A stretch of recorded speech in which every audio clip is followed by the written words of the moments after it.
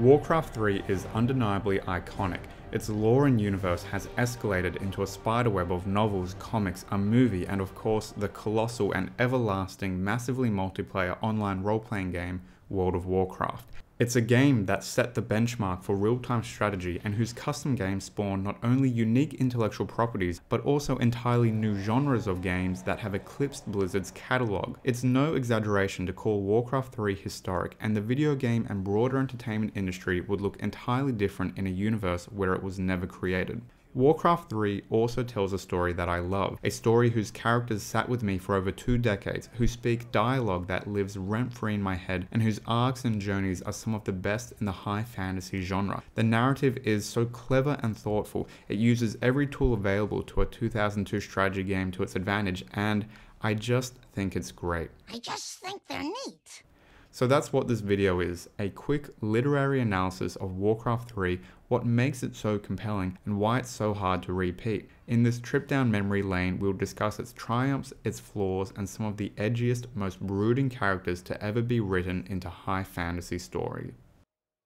If you're eager to get into the meat of analysing Warcraft 3, hop to the next section. But I firstly want to talk about storytelling in video games more generally and why they're difficult, particularly for sprawling MMORPGs like WoW. The simplest story for a video game to tell is a linear narrative. No character choices, no player input, just following the levels from start to end like walking down a straight path, like flicking through a novel. Linear games generally, but not always, have less exploration, less emphasis on smelling the roses, but push along from plot beat to plot beat. The Prince of Persia games are a great example of this, as are Dark Souls, Call of Duty campaigns, early God of War titles, Uncharted, you name it. Warcraft 3 is also a linear story. It's predefined and you experience it piece by piece as you check off the campaign missions, though it has a few clever twists that I'll touch on in the next section. What's important to understand is that a well-told linear story is the vanilla, safest way to deliver a narrative. It's not too hard to tell a passable story that doesn't wow anybody. You do get linear stories now and then that knock it out of the park. See the new God of War games, or Jedi Fallen Order, or my love Prince of Persia. But it's hard to completely stuff these up. The inverse is also true. Some of the best possible stories only work because of player choice or agency. Isometric RPGs where you build a party, explore different character backstories, and make decisions to help or doom those characters have some of the richest stories on the market by virtue of the player's involvement in shaping the story. When developers allow a player to exercise some control in how they approach the overarching narrative, such as with an open world game, that's where storytelling becomes really challenging. All of the writer's most reliable tools, timely character introductions, tension, escalating the stakes, pacing, particularly pacing, are all dulled, altered, and less effective. It's not that Skyrim or Elden Ring or Assassin's Creed Odyssey don't have pacing or character introductions, they do in their own ways, but the necessary exchange of allowing a player to do side quests, explore the world at their own leisure, grind for levels, mean that unless a lot of thought goes into the narrative journey, such as with Baldur's Gate 3, then a lot of conventional story structures fall apart. The integrity of a story is necessarily eroded. For example, I would put money on the table now that most listeners have played a game to the very final stages where the world is ending, the final boss fight is waiting just ahead inside an instanced area, all the supporting cast are urging the hero on because the world is at stake, and you turn around to grind a few more levels, tie off some side quests, grab some potions. It's silly on a meta level. It poisons the pacing and breaks with the story's immersion, but the gameplay requires that a player be able to make that choice. A choice that most linear games never have to make, allowing them to preserve an authentic tension in the lead up to that final encounter. This video won't consider anything else in the Warcraft franchise, not the novels or comics, not the preceding 2 games, and not World of Warcraft. While I do have thoughts on WoW and its ability to tell a good story, I've never actually played it. As an MMORPG, I have to imagine that across all 9, 10 expansions, it will struggle to tell a coherent story. That's partly owed to the baggage of the MMORPG genre, and I'm sure Blizzard hasn't helped with some of their decisions along the way. I think it's also telling that many of the most hyped moments and beloved characters in WoW today are still lifted from Warcraft 3. That's not to slander WoW, it's a different genre and selling a different experience. It's not even a fair comparison to make, and frankly wouldn't be made at all if WoW wasn't simply continuing the story of Warcraft 3. But again, this video is for Warcraft 3, so let's pin those comments until the end of the video. I will also note that I'm using the more modern graphics of Warcraft Reforged for this review. This might be controversial since Warcraft Reforged was little short of a disaster. rushed, underdeveloped, underdelivered. The original art assets have more charm than the reboot and are more memorable, and for competitive play are sharper, quicker on the eye to understand. While I find the reforged assets very modern and pretty, they're also a little sterile and do lack the personality, humour and caricature details that really made Warcraft 3 unique on launch. Arthas with his blocky Chad jaw, the confusing blend of polygons that is the Tauren chieftain, the hideous countenance of the human child. But the reason I returned to play Warcraft 3 at all was to re-experience the game with these updated graphics.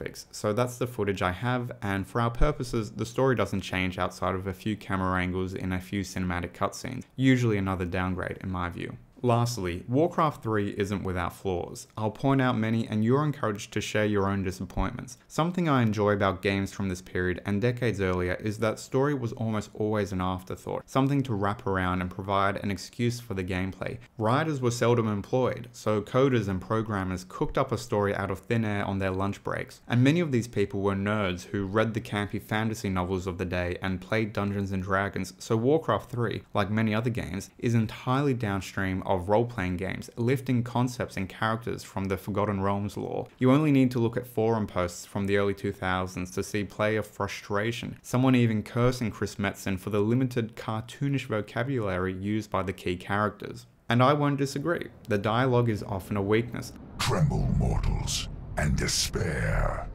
Doom has come to this world. But the fact Chris Metzen existed to hammer the story into coherence and, most importantly, give it sound pacing is what allowed Warcraft to soar when so many other titles ate dirt. That's it. Let's dig into the meat of Warcraft 3. Warcraft 3 is at its heart a tragedy. The story begins with a period of relative prosperity and stability, and by the story's end, families have broken apart, countless are killed, and a resplendent kingdom has collapsed as undead hordes ravage its territories. Humanity is almost extinct after being betrayed by the greatest among them, and the only hope for life is on a far-flung continent where everything feels alien and hostile. Warcraft's story is bleak and crushing, which is what makes it so emotional and raw. So how did Blizzard tell this story? Quite simply with the tools they had. Each game begins with a loading screen, showing a map of the broader world where the mission takes place, accompanied with some introductory text, sometimes a few paragraphs, or sometimes, as seen here with the 7th human mission, just a few words. A month has passed since Arthas culled a city, and now he's arrived in Northrend. The player is primed and ready to go. Another tool are the in-game cutscenes, normally placed at the start of the mission, and sometimes another one for a mid-level plot twist. A technical breakthrough at the time, this means the story isn't something that bookends either end of a level, but are wheels that continue spinning even as the player progresses through the level. For Mission 7, this begins with Arthas unloading his ship and introducing the players to the icy wastes of Northrend and his determined quest to venture inland after the evil demon Mal'Ganis. A second cutscene occurs later where Arthas encounters an encampment of dwarves, including his old friend Muradin, who becomes a playable character for the rest of the level, as these parties have resolved to collaborate to destroy the nearby undead base. As we see, Blizzard uses a starting and closing cutscene, but keeps the story alive with these crucial midpoint cutscenes as well. Next are the interlude chapters, longer cutscenes using the in-game assets that aren't linked to one mission or another, but are essentially a few minutes of rolling footage that receive extra attention to camera angles, custom animated gestures, lighting. These are purely to progress the plot and also to shift perspective somewhere else in the world, such as showing off what's happening with Jaina in Lordaeron while Arthas is in Northrend, for example. The developers also deploy in-game dialogue spoken by characters without stalling the mission, usually providing mission direction while smuggling in some additional lore and flavor to flesh out the characters. This must be the shrine that the old man spoke of. Any man who drinks from these light-blessed waters will be healed. Finally, the flashiest storytelling technique are Blizzard's CGI cinematic cutscenes that round off each campaign in an epic way, which in 2002 were shockingly beautiful and over 2 decades later are still easy on the eyes. Of course, the developer's storytelling devices go far beyond these mentioned, from environmental cues to minor side quests and even the original manual you could flick through. Something I think goes understated is the detail that goes into heroes' static dialogue, the lines they speak as you click them around to move and attack. For example, with Arthas, and as you might have guessed, he will receive a great deal of focus in this video. With Arthas, there's great build up purely with his voice acting. He speaks with pride, nobility, strength, and judiciousness, all the great qualities of a paladin. I'm here to help. I stand for the light. Justice shall be done. It isn't easy being the prince. I will bring honor to my father and my kingdom. Light Give me strength for my father, the king. But you also hear hints of his buried anger, his impulsiveness, barely restrained fury. I should be in command. Justice has come. Feel my wrath. You are past redemption, betrayer of the light. Just by clicking Arthas around each level, you learn more about him, that he's complicated, rich, and a little unstable, that a few wrong moves could send him down a dark path. Another strength of Warcraft 3 are the shifting perspectives as you progress through each faction's campaign. You first play as the humans, and this campaign really is the crowning achievement of the game. It receives the most attention, 9 missions compared to the usual 7 or 8 of the other campaigns, and it burns with mystery before becoming an epic character study in the downfall of its protagonist, Arthas Menethil. His story dominates Warcraft 3. He's a central figure in 3 out of the 8 campaigns, 2 of the 4 in the base game, playing him as the aspirational prince who loses his way and then returning to him again in the second campaign as the newly minted Death Knight as he finishes the genocide he initially fought against is a shock in your first playthrough and the perfect way to flesh out his character despite the shift in personality and gameplay. He becomes a fish out of water, now tutored in the ways of the damned and the complex political dynamics between the Lich King and the demons, which is all way out of his league at first. And after 2 strong stories set in the Eastern Kingdoms, the developers rip us away to Kalimdor as the young warchief Thrall arrives, trying to build a home in a new and alien world and to rise above the violent history his people left behind. And the Night Elf campaign again shifts the mood and expectations, ethereal, detached beings who at first see all the warring factions as equally culpable invaders. The events and characters are represented and seen from so many angles, as aliens and others, to something that is knowable and understood. When the credits finally roll, you really understand the world that Blizzard built, and that understanding only becomes richer on subsequent playthroughs. Warcraft 3 naturally carries the story forward from Warcraft 2, but in truth, the narrative of this game is so contained and self-explanatory that for myself, having never played those former titles, it never felt like I was on the back foot or missing too much context. The game begins with the human kingdoms thriving and enjoying an uneasy peace. King Tyrannus slouched in his throne, bored by the mundane pressures of ruling. There's talk of conflict and a plague ravaging the Northlands, not with much urgency, when the prophet bursts into the hall and tries to warn of a coming existential threat in probably the worst, most vague and rambling way possible, a quality of his that will never improve. Humanity is in peril. The tides of darkness have come again, and the whole world is poised upon the brink of war. But it's with this backdrop the story begins and our hero, Arthas Menethil, enters from stage left. The human campaign tells a few stories across its runtime, but it begins as a high fantasy mystery adventure. Arthas, the Crown Prince, joins his old mentor and Chief Paladin Uther in the field. Father still hopes your patience and experience might rub off on me. Well, it is a father's right to dream, isn't it?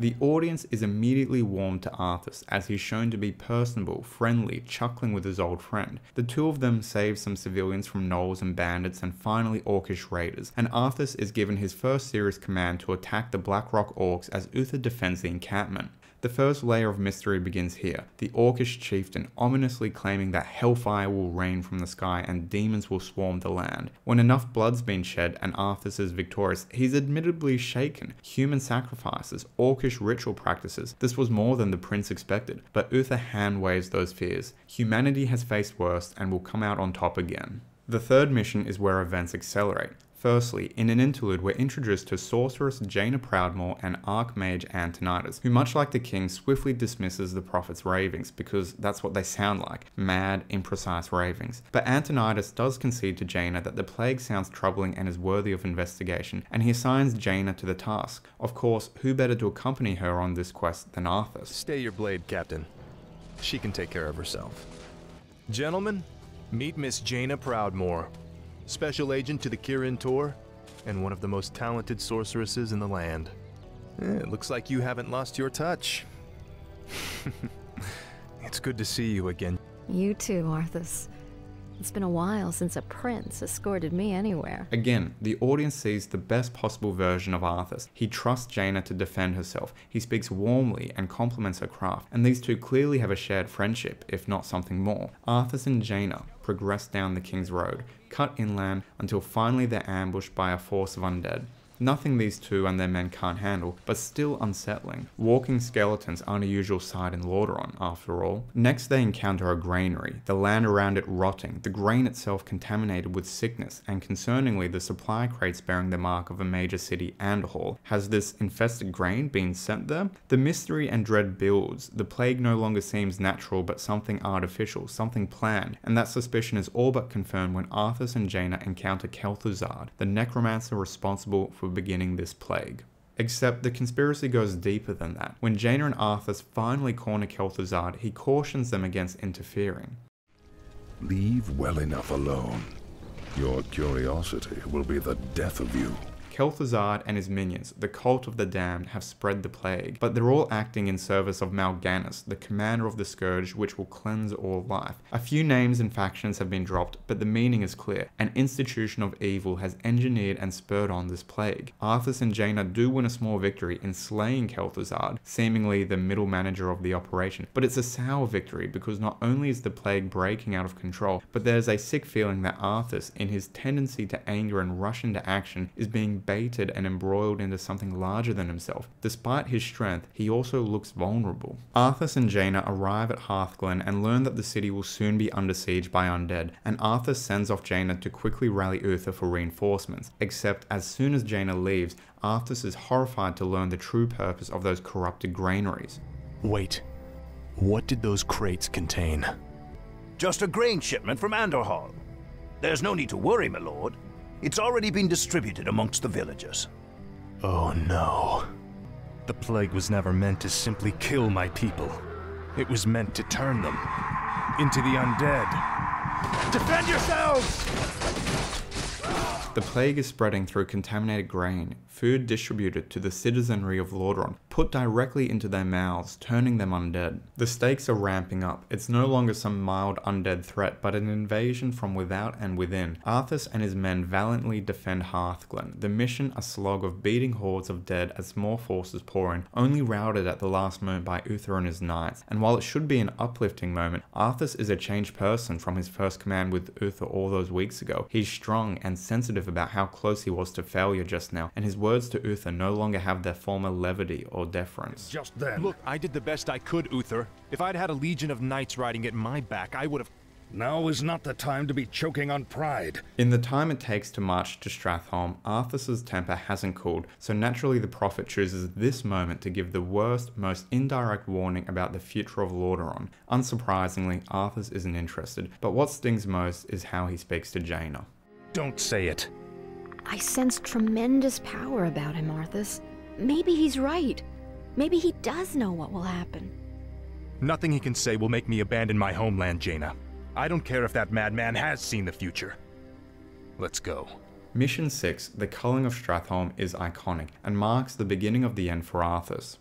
Arthas decides upon the unthinkable, a utilitarian choice to butcher his own citizens rather than to allow them to morph into the undead and join the ranks of the Scourge. Outside the city gates is the last time he speaks to Jaina and Uther as a mortal paladin. It's where, for the first time this story, he abuses his position as prince to strip Uther of his rank. It's where he forces Jaina to choose between himself and decency, and she chooses the latter. It's where Arthas feels abandoned by his two pillars of support, who march off into the rain and leave him alone to shoulder the burden of this impossible choice. More importantly, it's where Arthas deludes himself into thinking that he's prioritizing and protecting his subjects when really he's seeking retribution and avenging his pride. This is melodrama of the highest order, but it's also gripping and convincing. But why? How did Blizzard stick the landing so well with only 6 missions leading to this moment? The answer is simply that this moment is a payoff to thoughtful setup. If you remember what I said earlier about this campaign communicating 2 stories, the human campaign began as a simple mystery that has now shifted into horror and grotesquerie as Arthas fights against hordes of rotting flesh, abominations sewn together with the corpses of his own people, and finally finding a villain manifest in Mal'Ganis. But the human campaign also started out as a typical hero's journey that devolves into tragedy. Arthas, a young prince, joins his old mentor and chief paladin Uther in the field. Arthas is personable, friendly, chuckling with his old friend, and when he's out in the world he's only too eager to help his people against bandits, orcs, and other troubles. He's easy to admire, but still has much to learn if he's to become a worthy king one day. For the first 5 or so missions, even as Arthas' faith is tested by the undead plague, he's still to his core a decent person trying to do the right thing. But the tragedy of the story is that although Arthas has every opportunity to overcome these challenges and represent the best of his people, by its end he is corrupted beyond recognition and utterly insane. This decline, this shift in character only works because the change within Arthas is so well signposted. The hints and the chinks in his armor are visible from the beginning. An audience has no problem and will even enjoy watching a character fall apart into mental anguish if it's believable. Where this trope fails in other media, like the final season of Game of Thrones, is because the groundwork was never laid or that change was too rushed, feeling out of character. But in Arthas, this change is entirely foreseeable.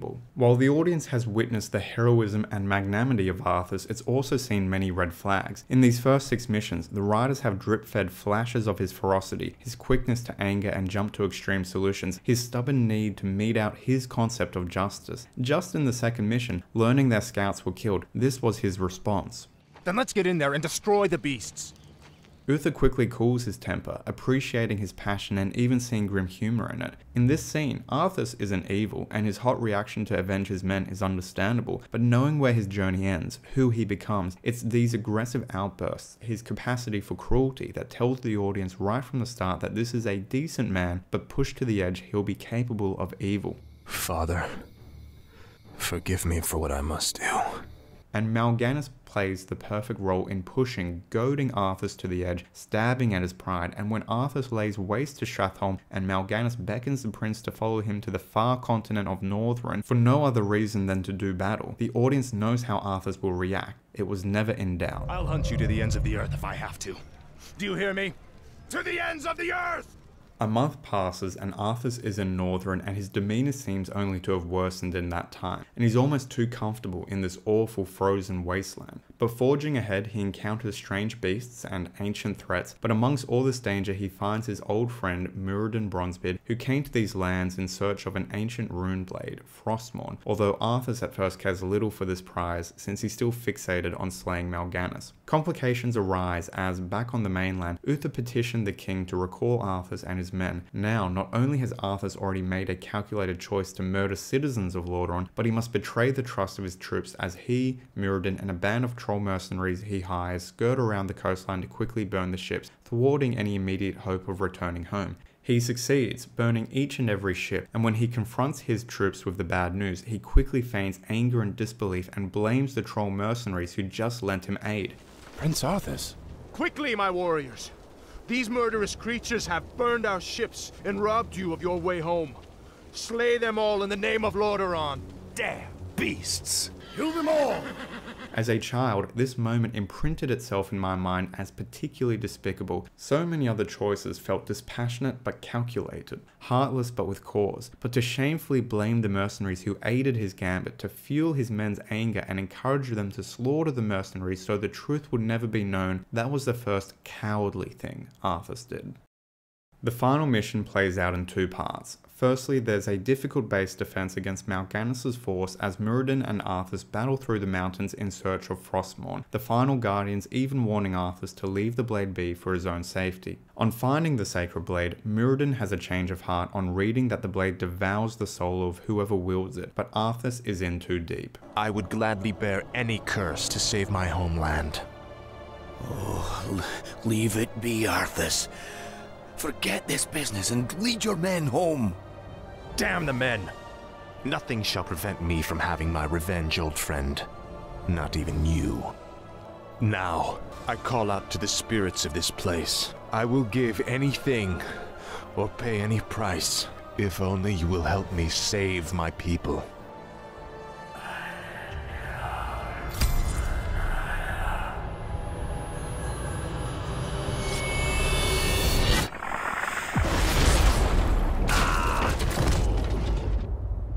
Arthas is set on revenge, prioritizing it over his loyal troops, over saving Lordaeron. Mirrodin is struck down, presumably by a deadly burst of ice, but the animation honestly doesn't communicate that very well. What's important is that Arthas, infatuated with the blade, is all too happy to leave his friend for dead. And it's a good weapon too. It upgrades his hero stats and enhances his damage type to Chaos, meaning it ignores all types of enemy defense, which really sells the blade as an ominous, deadly upgrade. Reforged also goes the extra step to adjust his character model, widening out the eyes and paling his skin, a nice touch and halfway point to how we'll see him as a Death Knight. But Arthas was right. With the might of Frostmourne and his forces, he's able to overwhelm Mal'Ganis. The Dreadlord is at first smug, seeing this as an easy victory, explaining that the whispers Arthas hears from the blade are in fact his own ally, the Lich King. This was all part of the Scourge's plan to capture the prince's soul, which is why Mal'Ganis is shocked when Arthas follows through on his long-awaited justice.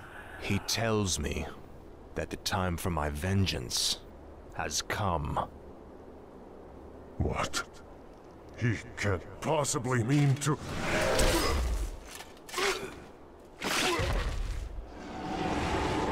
It is finished. Clearly, the Lich King now has a preferred champion, the Dreadlords be damned. Arthas then wanders into the blizzard to lose the rest of his sanity as he listens to the haunted, coaxing words of the Lich King. Arthas played into the Great Evil's hand, doomed himself and his soldiers and the rest of the human world. The one positive takeaway is that among the corpses and wreckage of Stratholme, the Prophet found someone to take up his cause in Jaina Proudmoore, although a pin is put in her story. This is still the Arthas show. He arrives home in Lordaeron to fanfare, perhaps under pretense of following his father's summons to return. You have to wonder if anyone saw his companions, presumably undead, or ever spied the prince himself. Pallid face, hair skeletal white, wielding an ominous glowing sword and armor bejeweled with skulls and bones and other marks of evil. Nevertheless, he indulges in the parade before he bursts into the throne room and gives his father a greeting worthy of a Death Knight. What is this? What are you doing, my son? Succeeding you, father. What were previously animated bell chimes are now mournful. A king, a kingdom, and its aspiring prince have all fallen. We spent a good while retreading the story, more attention than I'll give to the remaining 7 campaigns, but it is honestly great storytelling. That's not to say it's sophisticated or revolutionizing the genre. It's high fantasy camp, cliche and mostly predictable. No one piece on its own is unique, but it's expertly paced, well foreshadowed, and treats the audience as adults capable of considering ethical dilemmas. Credit to Blizzard, that's phenomenal writing for 9 missions in a strategy game. The Undead campaign picks up immediately after the regicide of King Terenas. Lordaeron has fallen, the institutions of humanity are shattered, and we're left with an impression that all that remains are isolated hamlets, small towns controlled by local knights and militaries trying to maintain some sense of peace and normalcy. All for naught, of course, because the Scourge marches on. As Lordaeron suffers a whirlwind of chaos, in the heart of that maelstrom is Arthas, now a Death Knight, level 1 again and needing to learn the ropes and reclimb the corporate ladder of this new profession. It's interesting seeing Arthas after this time skip. Of course he's physically changed and now rides an undead pony, his dialogue is sharper, snappier, more impatient. There's still some of him there. On seeing Tychondrius, a new Dreadlord, Arthas mistakes him for Mal'Ganis and is like a gnashing wolf, immediately braces to attack. But when Tychondrius explains that he's here to work with Arthas to advance the Scourge's invasion, to live out the Lich King's will, Arthas is servile, obedient. He asks for orders and nothing else. What is the Lich King's will? This Arthas is soulless. He's got all the qualities needed to march an undead army through mortal lands, cruelty and savage determination and mean cunning, but this Arthas necessarily lacks that pride and grim humour and intensity of his human counterpart, making him a little more boring. He serves his role as the Lich King's attack hound, his champion, and later he'll be eager to learn about the Lich King's grand designs, but there's no compelling arc here because there's nowhere lower for Arthas to sink. It's death and destruction from beginning to end. The first level is unique as a quasi-stealth mission, playing what feels like a criminally weak hero after just leaving a 10th level paladin as Arthas collects acolytes amongst the human encampments, but it's the second mission of ravaging the human survivors that sets the tone for this campaign. Light have mercy on you. Your betrayal has broken Uther's heart, boy. Speak, vile betrayer! You are not fit enough to even carry your father's name! You deserve a gruesome death, boy. Arthas is given the task of reviving Kel'Thuzad, the Lich he slew earlier in the human campaign. They'll have to revive him in a source of intense magic, the Sunwell of the Elves, but for the Lich's body to survive the journey, they'll first have to collect a special urn held by the Paladins. Armed with nothing but ghouls, the cheapest, weakest undead infantry unit, and meat wagons, Arthas progresses from holdout to holdout, murdering the remaining paladin leaders, the champions of peace, truth, and light. All these paladin factions are destroyed, the paladins themselves are receiving tasteful individual models with the reforged remaster. The fact Arthas only commands ghouls adds to the horror component. These units only take up 2 upkeep slots, meaning you can feasibly roll out 40, 45 of these eyesores to overwhelm the humans with sheer numbers like a zombie swarm. Fittingly, the final paladin is Uther the Lightbringer himself. Your father ruled this land for 70 years, and you've ground it to dust in a matter of days. Very dramatic, Uther. Give me the urn, and I'll make sure you die quickly. It's a compelling inverse. In the second human mission, the player enjoyed the security of a level 10 paladin protecting their base. In the second undead mission, he's our opponent. And despite his strength and the fact he would utterly destroy Arthas in a fair fight, he suffers the indignity of being overwhelmed by an army of ghouls. I dearly hope that there's a special place in hell waiting for you, Arthas. We may never know, Uther. I intend to live forever. Ironically, we learn the urn Arthas holds is his father's ashes, and though it's never shown, it's easy to imagine the Death Knight unceremoniously upending his father's remains in a forgotten paddock before stuffing in Kel'Thuzad's rotting corpse. The Undead campaign is mostly played straight with minimal intrigue, but what intrigue there is plays out here. Kel'Thuzad expresses his loyalty to Arthas and the Lich King only, not the Dreadlords, accusing them of having ulterior motives. An interlude cutscene then shows a meeting between Tychondris and 2 of his kin. They make clear where their loyalties lie, to Archimonde, a great demon, and the burning legion he commands. The Lich King, Arthas, and the rest of the Undead only concern them as far as these allow the burning legion to return and reconquer this world. For a first-time player, and certainly for younger me, this is overwhelming jargon, too many fantasy factions and conspiracies, but the takeaway is clear. Arthas, for all his power, is merely a pawn in a much bigger game. The next 3 levels center around the invasion of Quel'Thalas, the kingdom of the High Elves, so that Kel'Thuzad may be resurrected by the intense magics of their capital city's Sunwell, the waters that empower their immortality. It's a pleasant change of scenery, forested and verdant, the elves themselves an interesting mixture of reskinned human infantry and night elf rangers, although again Reforged applies tasteful reskins that appoint the High Elves a distinct ethnic and architectural identity. The destruction of the Elven Kingdom over these 3 missions is utterly complete. Not only does Arthas burn cities and bust through walls, but he even uses siege weapons to cut through the forest, an added layer of insult. The primary obstacle for Arthas is Sylvanas Windrunner, a stubborn ranger general who over these levels relentlessly harasses and stalls and resists. She attacks the undead bases and valiantly defends her own. In cutscenes, she destroys bridges and taunts Arthas, and for those first 2 levels, she'll continually revive and strike again until her altar is destroyed. It's only in the 3rd mission, as Arthas prepares to conquer the elven capital of Quel'Thalas, that her defeat finally sticks, where she makes a final doomed stand outside the city gates. Finish it. I deserve a clean death. After all you've put me through, woman, the last thing I'll give you is the peace of death. No, you wouldn't dare.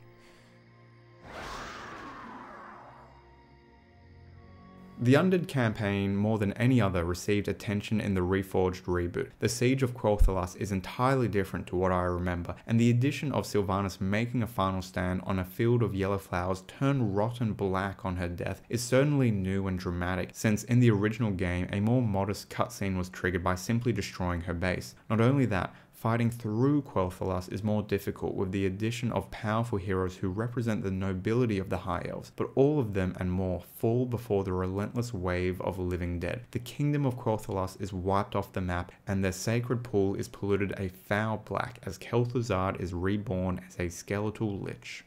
Alive once more, in a manner of speaking, Kel'Thuzad can speak freely and info-dump on Arthas. He explains the Scourge, these undead hordes the player so happily wields, were created by the Lich King to soften the defenses of the world ahead of the Burning Legion's invasion, a minor invasion before a larger one. What's curious about this is that Arthas and Kel'Thuzad don't appear thrilled about the Dreadlord's plan. They're bound to serve the Lich King, and they seem to appreciate that seeing events through won't benefit their master, that the Lich King and the Scourge won't have a place once the Burning Legion conquest is underway. So we're left to wonder why they even persist. The two of them battle through orc encampments to commune with Archimonde, and when Archimonde orders them to steal the Book of Medivh, since this will grant Kel'Thuzad the special words to summon the Demon Lord General into this world, they march on Dalaran. For Kel'Thuzad, he likely has faith in the Lich King's omniscience, that no matter the events, the coin will flip their way. Arthas' motivations feel more shadowy. He could be indifferent, or as an initiate in the ways of the damned, he might not feel confident to voice his concern, or perhaps the Lich King has an iron grasp on his will and forces him forward. No doubt the novels explain, but Warcraft 3 on its own leaves us to wonder at their thoughts and motivations. The final two missions take place in the vicinity of Dalaran, home of the human wizards, and is epic in scope. The first is a frontal assault on the city and, in a similar vein to the dismantling of the paladins, involves the killing of senior spellcasters, the Council of Wizards, so many sorcerers that their destruction feels permanent by the mission's end. It pains me to even look at you, Arthas. I'll be happy to end your torment, old man. The final confrontation with Archmage Antonidas also receives some love in the rework, the old wizard cycling through several rounds of late game summons before Arthas finally cuts him down. The last mission has the player on the defensive, a grueling endurance challenge to keep Kel'Thuzad alive for half an hour against the full might of the human resistance as he summons Archimonde into this world. It's one of the hardest in the entire campaign, but it's also a little counterintuitive. After the destruction of Lordaeron and the best minds of Dalaran, how is it possible that humanity has any strength left to resist? Regardless, Kel'Thuzad succeeds and Archimonde, big bad and blue, enters the mortal realm. Tichondrius quickly appears to lick his master's boots, and Archimonde hands over control of the Scourge to the Dreadlord and essentially fires the Lich King, a decision which leaves Arthas incensed. Archimonde and Tichondrius depart without even so much as gesturing at Arthas. The fallen paladin isn't even worth their attention now, something that must really rattle him to his core.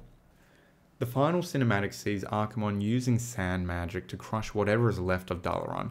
On the one hand, it's a great example of his overwhelming alien power and firmly cements Archimonde as the final villain for the base game. But on the other hand, it's a little mundane compared to the other concluding cinematics, and it does little to advance the narrative or conclude any of the characters' journeys. Also, is anyone even alive in Dalaran after these two missions? The more you think about it, the more it feels like kicking a long-withered corpse, which I suppose isn't unfitting for this campaign.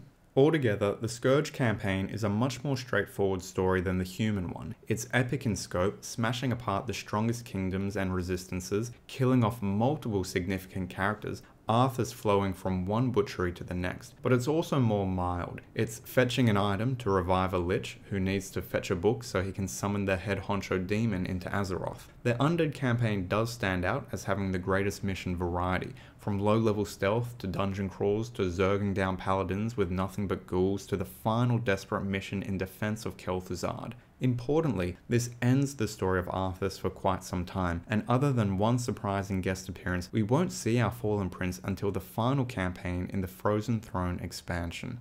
A strength of Warcraft 3 is that each campaign is so enjoyable that finally finishing and moving on to the next faction is initially jarring and disappointing. Starting the Orc campaign is to rip off a proverbial band-aid because we've joined Arthas for so long that it's hard to say farewell, even if he is beyond saving.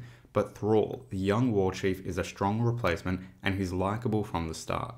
Thrall is a complicated character. He's the most decent in Warcraft, someone who's sensitive and thoughtful and planning for a brighter future. What's compelling is that none of these humane qualities make him weak. He's still an orc warrior who will rage and howl and leap into battle, but he's definitely a good man. In a 2008 interview, Chris Metzen explains he wanted to invert the Tolkien concept of innately evil orcs by having their focus be finding or even restoring their identity. They've been roughed up, he says, and now they're trying to become this noble thing again. What makes Thrall complex is the culture and instincts that he fights against. He's an orc warrior who wants to build something permanent and resist his people's ingrained history of violence and destroying and seeking power by any means, and he'll continually be challenged on this point by his brother-in-arms Grom Hellscream. Thrall also has the onerous task of rallying his troops to leave the human kingdoms and head to the mysterious continent of Kalimdor, which is what the initial tutorial prologue missions center around, as well as how the trolls are encountered on the shipwrecked islands and end up joining the Horde. Thrall, out of all the characters, was the most receptive to the Prophet's warning, his attunement to the spirits and the supernatural alerting him that the demon invasion was truly on its way, that the Prophet spoke sense. But a veteran player will likely skip these tutorial levels and jump into the Orc campaign from when they arrive in Kalimdor. The Horde campaign diverges from other campaigns by having a more splintered storyline. The first missions are fairly vanilla. Thrall explores the coastline of Kalimdor for shipwrecked survivors, slowly putting together his forces as he muses on the strangeness and hostility of Kalimdor. It's here that he encounters Cairn Bloodhoof, a noble Tauren who immediately takes a liking to Thrall, especially as Thrall and his forces help defend the Tauren settlement and spend an entire mission escorting a Kodo baggage train as the Taurens emigrate from the desolate coastline. In return, Cairn directs Thrall to the mysterious oracle located in the north who might be able to shine a light on his people's destiny. The middle act of the story picks up steam. In Mission 3, Thrall reunites with Grom Hellscream, who's already entangled himself in a battle with humans. There's a touch of dramatic irony here. The player sees the human forces and understands, perhaps gladly, that a small portion of the humans escaped the terrors of Lordaeron, that they followed Jaina west and are trying to carve out an existence here just as the Orcs are. But as far as the Orcs know, their old blood feud has followed them overseas, will always follow them, and they see a ready fight. Thrall, ever peaceable and reasoned, preaches caution to his old friend. He merely wants to bypass the humans and consult with the Oracle, and while Grom initially agrees, he simply cannot resist temptation for long. I can wait no longer. The humans must be slaughtered! Damn it. There's nothing to do now but fight. Tighten our defenses. I'll deal with Hellscream later. Thrall is unimpressed. He continues to the Oracle alone and orders Grom to remain behind. His comrade is a liability and can't be trusted where the danger is. Grom is also quite likable. He apologizes and accepts his punishment with little protest. A more shallow story might have had him actively undermine Thrall. Yes, Grom does pout and urge Thrall to embrace their bloodthirsty roots, but he's never insubordinate. There's love between the two of them, and Grom knows Thrall is the better leader. But the next two missions, the real fun in this campaign, follows Grom Hellscream's storyline. Still a touch sour at being left behind, Grom constructs a base on the edge of Ashenvale Forest, unbeknownst to him the home of the fourth playable race, the Night Elves. The first mission is unique in having a purely resource-based win condition. Collect 15,000 lumber. This on its own is no difficult feat, but in the process of building an army and siege weapons and reinforcing the settlement, the player necessarily expends lumber, making it an interesting juggling act to reach the resource target. Grom's warriors become nervous as they hear voices in the trees and spy strange lights. Finally, the first wave of Night Elves attack, and the Orcs are struck not only by the fact that they're women, but also their savagery, their determination. Women! They're women! Yes. They almost look like elves. But they're far too tall and far too savage. Conveniently, the Night Elf bases are all living trees, generous depositories of lumber, which Grom sees as the perfect excuse to leap into battle. After all, he's only following Thrall's orders to collect as much lumber as possible. This is where two interludes become relevant. First, cutting back to Lordaeron as it flails beneath the might of the Burning Legion invasion, we meet one of Archimonde's lieutenants, a particularly fearsome demon called Manaroth. He's got a brilliant design, and the voice actor really sells him as detestable, hellbent on misery. We learn he has history with the Orcs, that they were his subjects and responsibility, and that they've disappointed him before. He's incensed to learn that they've fled to Kalimdor, and while he's eager to punish his erstwhile pawns, the Burning Legion can still squeeze use out of them. A following interlude shows Manaroth and Tychondrius teleporting into Ashenvale Forest, and we learn the Orc's connection to Manaroth is by blood. His demonic energy runs deep. Manaroth pollutes a nearby well with his blood, knowing the Orcs will be interminably lured to it, and they'll fall prey to his domination once more. And once they've tasted your blood again, they will be unstoppable.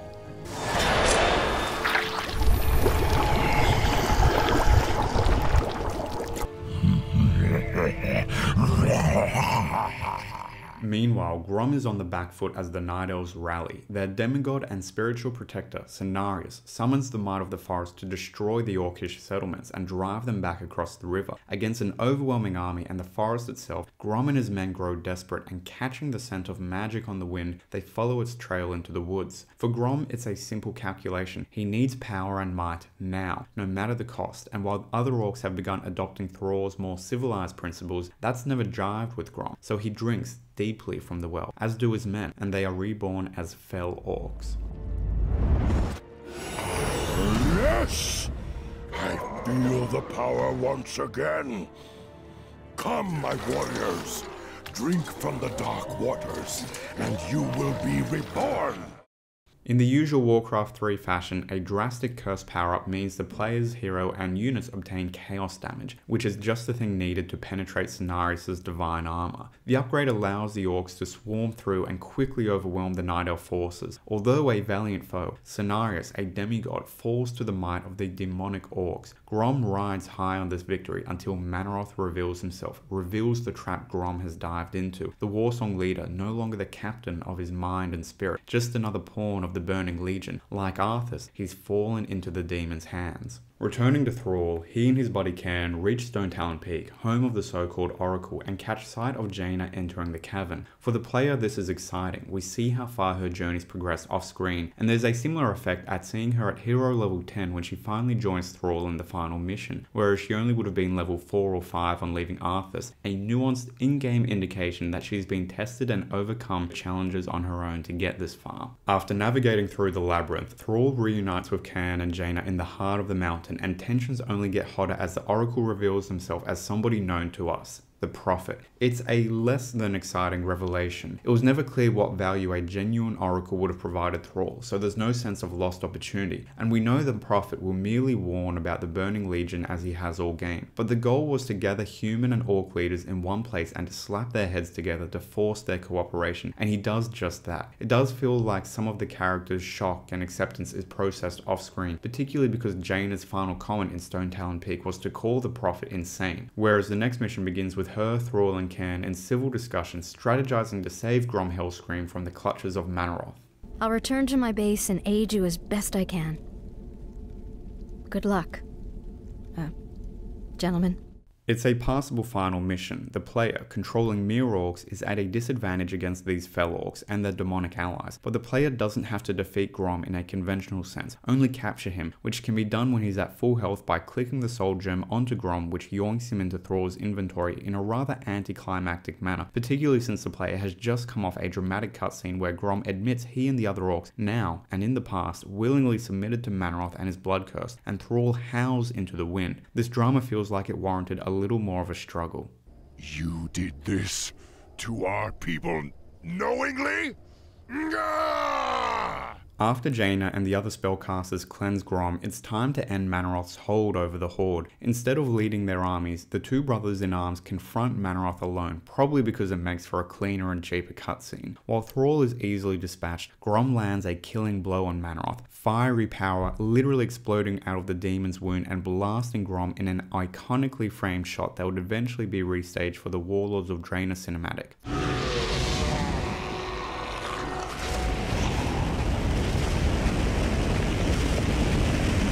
Thrall grieves for Grom, but his cry is also one of pride. His friend freed himself, proving he's above temptation, something Arthas never achieved. Grom has freed the Orcish race and united them with humans, breaking tradition and giving them a fighting chance of fending off the looming invasion. It's a satisfying end to a well-rounded story. Thrall's journey of carving out a home and finding the Oracle would have been a little stale without Grom kicking up trouble, and Grom's story of willingly losing himself to the temptation of power would have run a little too closely to Arthas' story were it not for Thrall to caution, rescue, and finally redeem Grom.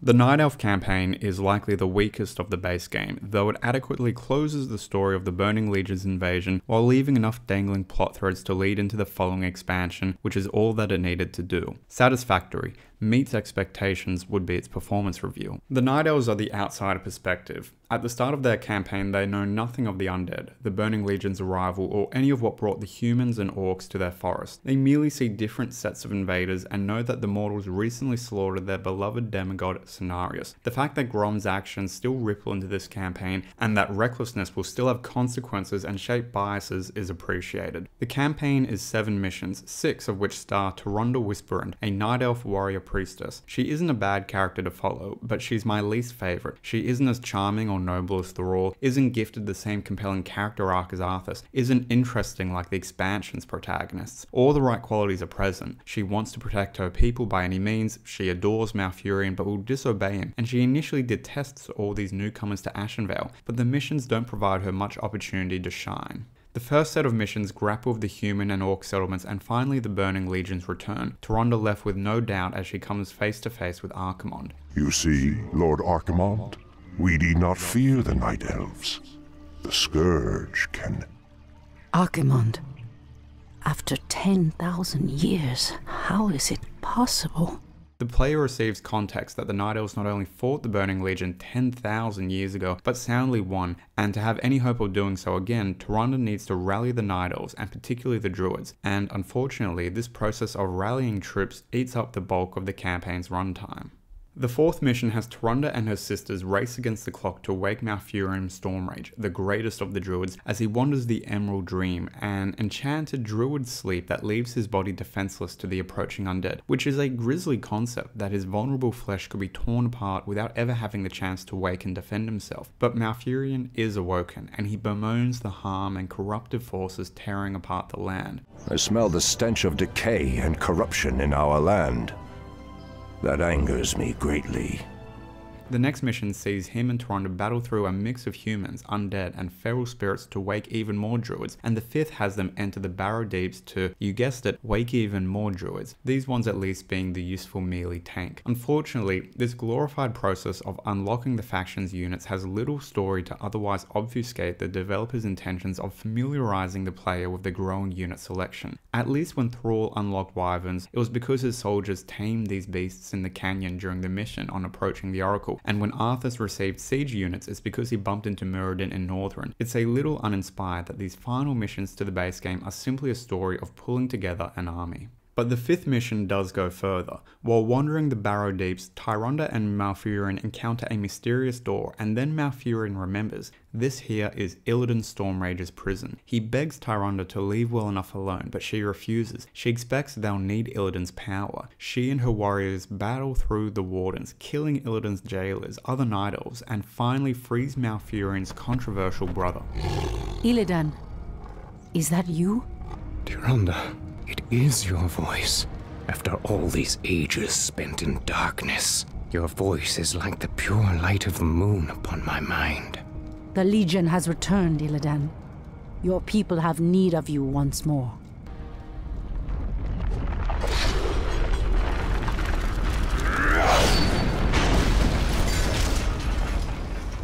Illidan was always and still is one of my favourites. He's so tortured and angsty, so melodramatic and grumpy. He is brooding given form, the quintessential anti-hero who usually works towards a collective betterment but won't pass over an opportunity to enrich himself. Even the sound of his voice adds to the character. I have sworn to destroy it, Arthas. It must be done. Raspy and strained, a fury barely withheld, an inherently untrustworthy tenor that imparts a feeling that Illidan might betray anyone and everyone at a moment's notice, which is perfectly appropriate considering his blemished past and unpredictability into the future. Even the title of the mission he stars in, A Destiny of Flame and Sorrow, is so unnecessarily edgy, though it's certainly a highlight. The mission begins with Arthas of all people appearing. It's accompanied with no context, how the Death Knight got there, if it's by command of his master or a suggestion of Kel'Thuzad, but his purpose is clear. His loyalty is to the Lich King and the Scourge, not Archimonde, the Burning Legion or his doting dreadlords. He now plays the role of corruptor, just like Mal'Ganis did to him. At first baiting Illidan into a battle neither seems capable of winning, but matched in ability as they are, he goads Illidan to steal the skull of Gul'dan. Doing so would free the forest, disrupt the invasion, and weaken the nearby demons, including Tichondrius, who Arthas probably feels particularly bitter towards after doing his bidding for the entire Undead campaign.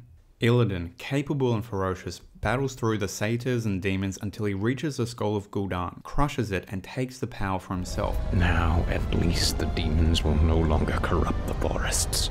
But if I destroy the skull and claim its powers as my own, I will become stronger than any of Archimonde's lieutenants. Yes, the power should be mine.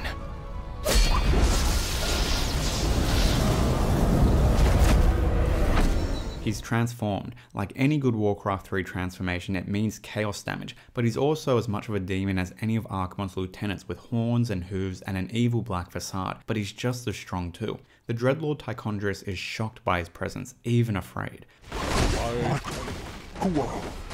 You? Let's see how confident you are against one of your own kind, Dreadlord. This ripples with the audience because we remember that when Arthas was a newly minted Death Knight, Tychondrius was a powerful force, the most senior demon to walk Azeroth. For Illidan to easily slay him really sells just how powerful he's become. Though two senior demon lieutenants have now been slain, Grom taking down the other, Malfurion and Tyrande are appalled when they confront Illidan. This is the third time we've seen a major character submit to the temptations of power. Where Arthas fell by a lack of support, nobody to share his burden, and Grom was saved by Thrall's enduring faith and love, Malfurion abandons Illidan, banishing his brother.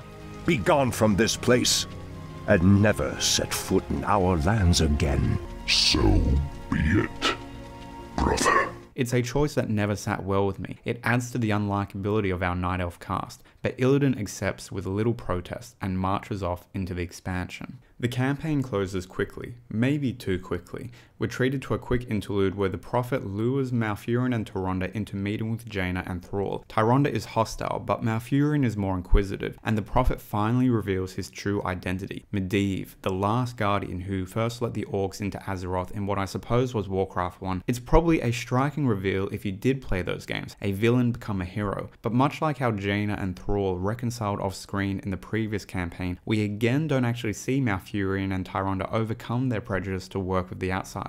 This feels like one of the biggest missed opportunities of Warcraft 3's story. This is a story about separate factions pulling together, pushing aside past grievances and prejudices to unite against a common foe. Yet in every instance where the characters should be having difficult conversations, stirring conversations, and finally deciding to place trust in a stranger, the screen cuts to black and leaves it to our imagination.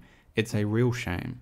In any event, the final mission has the player supporting both Jaina and Thrall's bases against the assault of the Burning Legion's forces, undead, demons, dreadlords, liches, and Archimonde himself, stalling for time as Malfurion lays a deadly trap. It's difficult in the best of ways on harder difficulty and requires careful defensive playing, which fortunately Tyrande with her Moonfall ultimate and Malfurion with all his utility spells excel at. The undead waves are almost unstoppable and Archimonde progresses through each base, forcing the player to redirect their efforts to Thrall and finally their own holdout as the time ticks down. Short cutscenes playing as Jaina and Thrall taunt Archimonde. If only your countrymen had been as bold, I would have had more fun scouring your wretched nations from the world. Is talking all you demons do? If we are to fall, then so be it. At least now, we are free.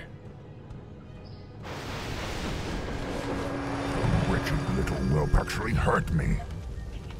Finally, as Archimonde approaches Mount Hyjal to, apparently, absorb all the energy of the World Tree, the trap is triggered and countless wisps appear to surround and unravel Archimonde. Contextually, it does make sense. Archimonde, a demon, was summoned into Azeroth. The wisps are the Night Elves' build bases, yes, but they do have the unique ability to detonate and damage summon units. In their thousands, in their millions, they're capable of exterminating the General of the Burning Legion.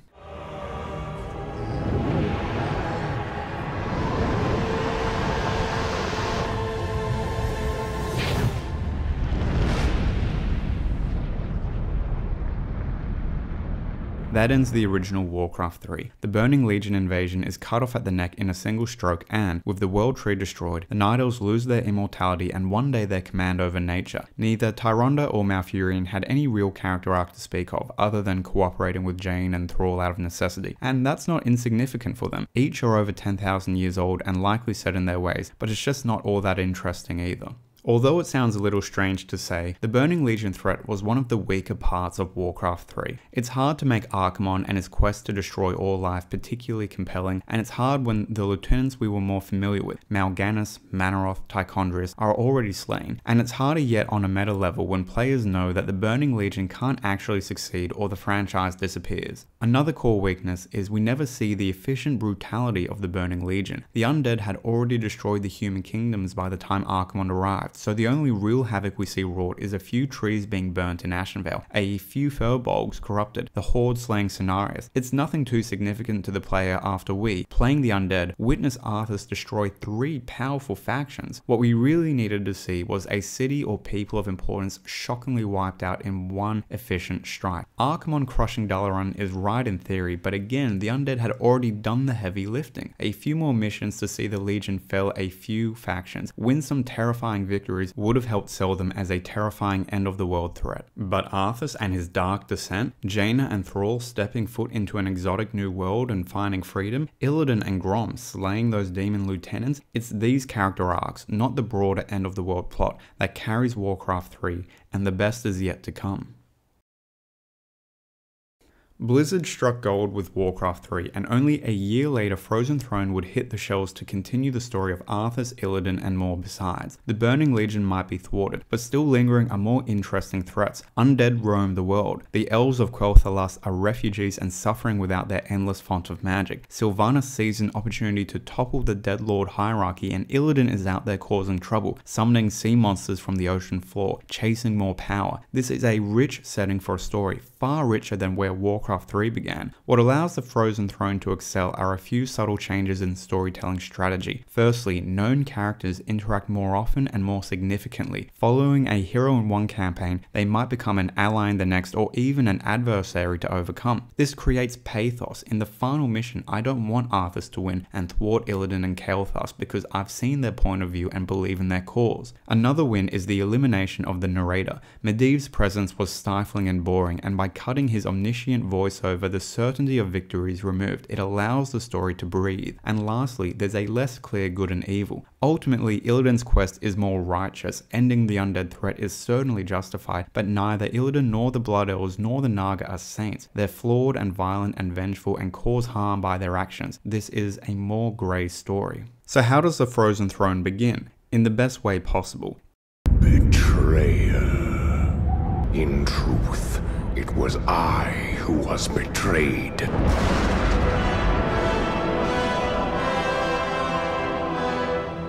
Illidan, now half demon and half elf, broods and rants in the middle of a storm, curling his fist as the rain lashes his skin, overlooking an ominous ocean. From the murky depths, monsters awaken. The Naga, we'll soon learn, summoned to the surface at Illidan's call. But for what? Is it to avenge himself against Malfurion's exile? Are there more demons to smite? His motivations aren't yet known, but it's clear there will be blood. As great as the expansion is, it doesn't start strong. It doesn't help that we kick off by returning to the Night Elves. I say that despite mechanically enjoying them. They were my main faction for latter games. My Demon Hunter into Huntress Rush crushed many a noob back in the day, but their personality is too straight and serious, too humorless, and the eventual transition into the Blood Elf campaign is sorely welcome once it arrives. These missions also involve a significant amount of naval combat that isn't to my taste, and the most common opponent across these missions are the Naga, a new race unique to the campaign, never to join the roster of competitive play because they're inherently unfair. By swimming down rivers, they can attack from corridors that you can't traverse. Their melee units have deep pools of health and hit hard, and on the harder difficulties their unit production is overwhelming. They are an exhausting opponent. The return of Tyrande and Malfurion isn't particularly welcome either. On a mechanical level, 2 level 10 heroes are sorely needed to balance out the odds against the Naga, but so far as the story, Tyrande is unapologetic about freeing Illidan, even when he's ostensibly mad with power and destroying the planet, although she demonstrates modest character growth in volunteering to help the Blood Elf caravan in the 6th mission. Malfurion is obnoxious, constantly moralizing and passing judgment, only broken up by speaking loftily about nature. Compared to Grom, Jaina, Arthas, they're not compelling to follow. And then there's Maiev Shadowsong, our new lead, who's probably the most unlikable perspective in Warcraft 3, but she is interesting and flawed and keeps the plot moving. She's a prison warden, Illidan's jailer in fact, and the guards who Tyrande slew in the Barrow-dens were her retainers. The fact she's bitter and jaded, that she's determined to hunt down Illidan and drag him by his newly grown horns back to his cell, the fact she's overzealous and will doom others to achieve her goals, these feelings are understandable and make her a nuanced, complicated character even if most players will end up resenting her. She's also surprisingly authentic. When she speaks to Malfurion, it's with eager obedience and yearning, a starstruck fan meeting a long-adored celebrity. Elune be praised. I knew you would come, Shondo Stormrage. When she speaks to Tyrande, it's with predictable disdain. Priestess Tyrande, I'm surprised you came in person. Are you here to absolve your guilty conscience? And by the story's end, she's fed up with a lot of them after they've undermined her quest. Fools! Have you no sense of justice?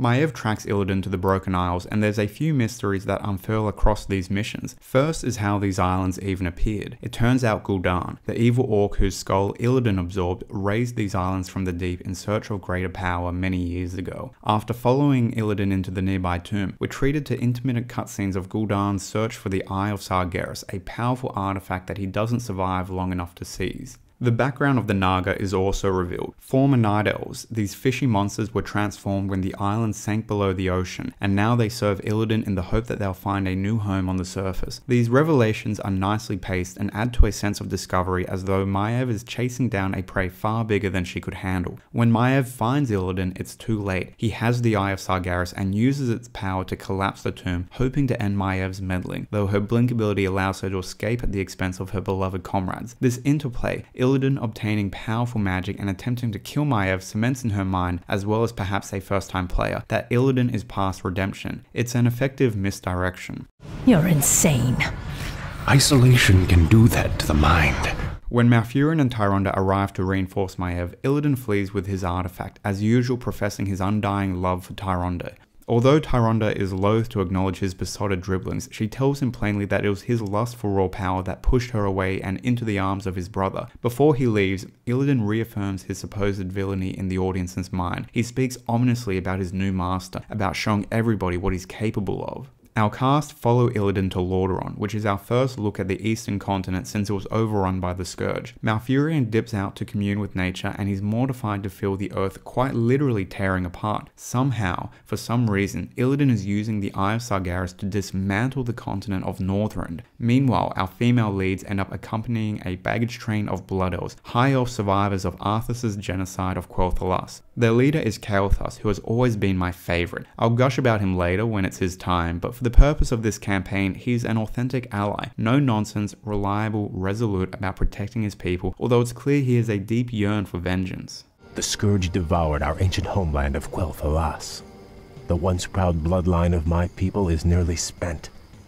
The few of us that remain now call ourselves Blood Elves, in homage to our murdered people. When Tyrande makes a final stand against the Undead Horde, her Starfall ability best suited to the job, the bridge collapses with her into the river, and it's Kael who insists Tyrande can be saved before she's swept into the Undead Heartlands. Maiev refuses, coldly placing the mission to capture Illidan above all else. Then, in a move that cements Maiev as truly detestable to most players, she lies to Malfurion that Tyrande is with certainty dead. The priestess fought valiantly, but I saw her torn apart with my own eyes. Tyrande, my heart. Maiev's strategy of uniting everybody against Illidan works, and together in the ruins of Dalaran, which make for a gorgeous backdrop, they strike at Illidan's base, targeting his sorcerers as they work the Eye of Sargeras to destroy Northrend. Illidan is soundly defeated, entangled by a wrathful Malfurion. The low-angle shot a beautiful framing of the rubble city. Illidan finally reveals that his goal wasn't general mayhem, but to destroy the Lich King, ending the Scourge an undead threat for good by melting the polar ice caps, a noble goal by reckless means. But this isn't enough to stay Malfurion's hand. Illidan is sentenced to die. He killed Tyrande after all, although it is Kael'thas' timely intervention that saves the fallen demon hunter. She was swept downriver, but it's premature to simply assume that— Silence, Kael! You told me she was torn apart. You lied to me. The betrayer's capture was our primary concern, Shondo. I knew you would go to her, and we would lose our chance.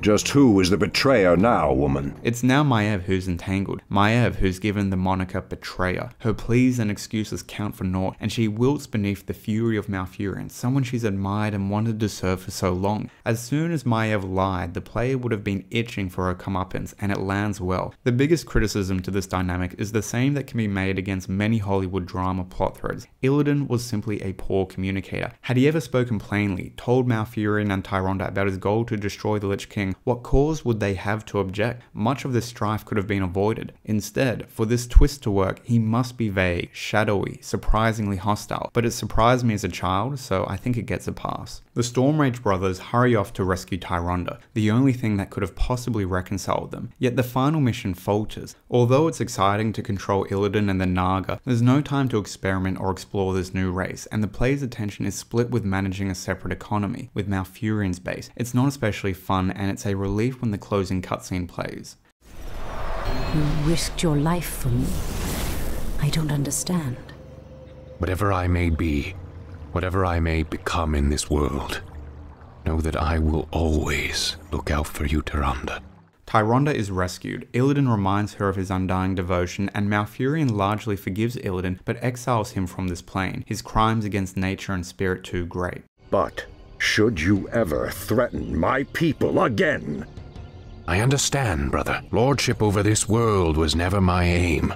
Only power. Only the magic.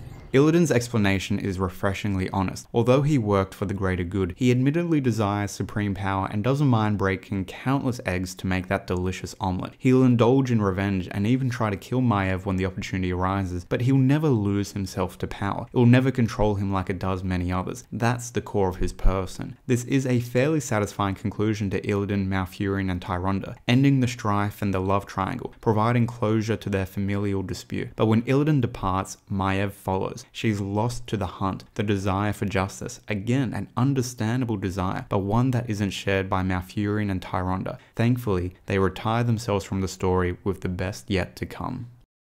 The Blood Elf campaign is tragically short, 6 missions, 7 if you count a silly tower defense level that buys the elves time to escape to Outland. Yet with only 6 major story beats, the player is exposed to some of the more unique mission objectives, 2 of the best dungeon crawls, and 3 compelling characters who join together in a strange interspecies band of misfits who search for salvation on a broken world and literally conquer a planet. Fantastic content, and by comparison really blows the Night Elves gathering the Druid storyline well out of the water. This is the apex of what you can do with a short story. It's also the first time the lead character was introduced to a player before their campaign commences. Having already met Kael'thas and witnessed his nobility and dedication to the surviving elves, it's exciting to join him and understand the scope of his journey. This makes for more powerful storytelling, and it's a shame Blizzard couldn't introduce a few more of the other characters this way, such as by fighting Maiev as we freed Illidan in the base game, or maybe Arthas encountering Grom before the orcs fled to Kalimdor, for example. What sells Kael'thas is the layers to his person. He's a leader and can be generous, but he's also angry, burning with resentment and humiliation at what's befallen his once proud people. My people must be avenged.